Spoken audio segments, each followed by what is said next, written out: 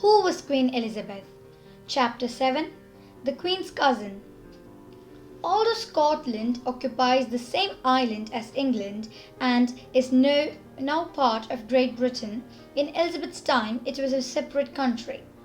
The two nations had a difficult relationship. Again and again, England tried to take over Scotland. For years, the Scottish looked for people from France, England's great rival, to keep English invaders at bay. Not long after Elizabeth became Queen of England, Mary Stuart became ruler of Scotland. She was known as Mary, Queen of Scots. Mary and England were distant cousins, but they were far from friends, because Mary Stuart was related to King Henry VIII. She had a claim to the English throne. Also, Mary Stuart was Catholic. Many Catholics in England wanted Mary, a Catholic, and not Elizabeth, sitting on the English throne.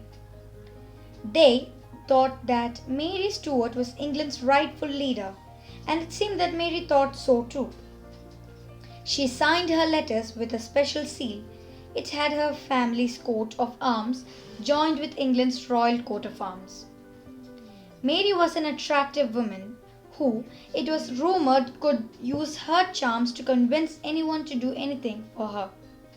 Elizabeth worried that Mary Stuart would use the support of Catholics in England and Scotland to steal the throne.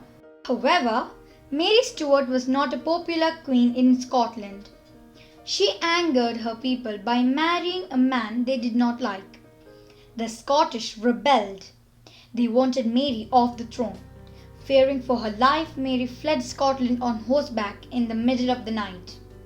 She rode for miles, crossing into England. Through letters, she begged her cousin, Queen Elizabeth, whom she called sister, to protect her. This made Elizabeth nervous. She didn't want Mary in England. After all, Mary had refused to recognize Elizabeth as queen. But Elizabeth could not refuse to help another queen, a queen who was her cousin. So she agreed to keep Mary safe. Over the next 19 years, Mary lived in at least 4 different castles in England. Mary hated the cold. Crumbling castles where she was kept. Different lords were in charge of guarding Mary and keeping an eye on her. Elizabeth's advisers accepted her plotting against Queen Elizabeth.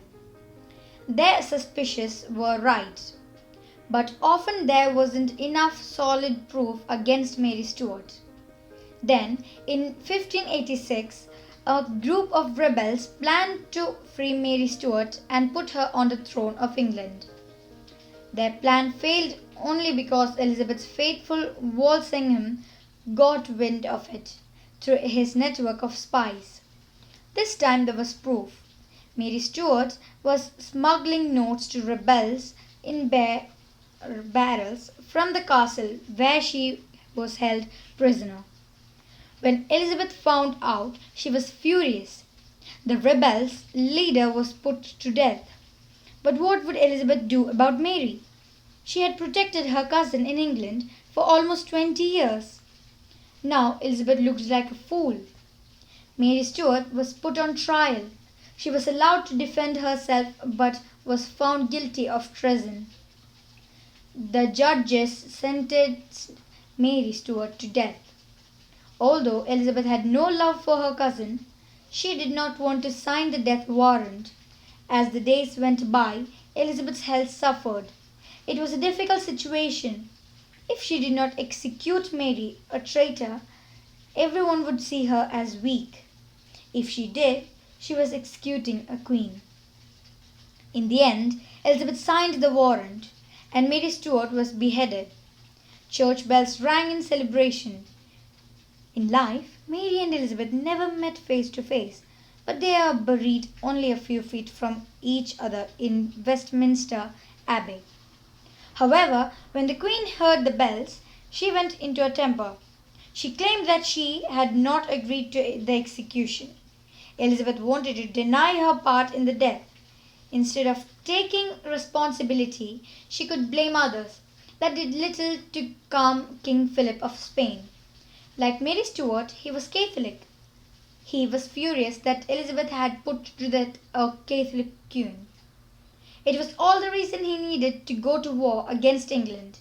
In 1588, he sent his ships, known as the Armada, to England.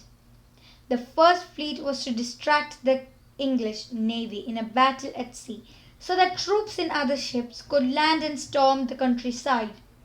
He hoped to seize the English crown from Elizabeth. The sea battle lasted for days, but luck was with the English. First, they burned some of the enemy's ships, then a great storm came through the English Channel. Spanish ships crashed against the rock and were destroyed.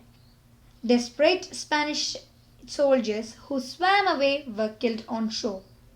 It was a great moment for England. The storm was seen as blessing from God. Elizabeth had shown that she, a woman, could fight a war as well as any king. The English navy had proven itself by defeating the powerful Armada. In the coming years, England would rule the seas with its great navy. That's it for today, you guys. Thank you for listening to me. And if you would like to continue, then stay tuned for the next chapter, which is titled The Golden Age. And don't forget the fact that you can even suggest books you'd like to hear. So don't forget, you can even go down in the comment box and suggest the book, and I will read for you. And I'll see you guys tomorrow.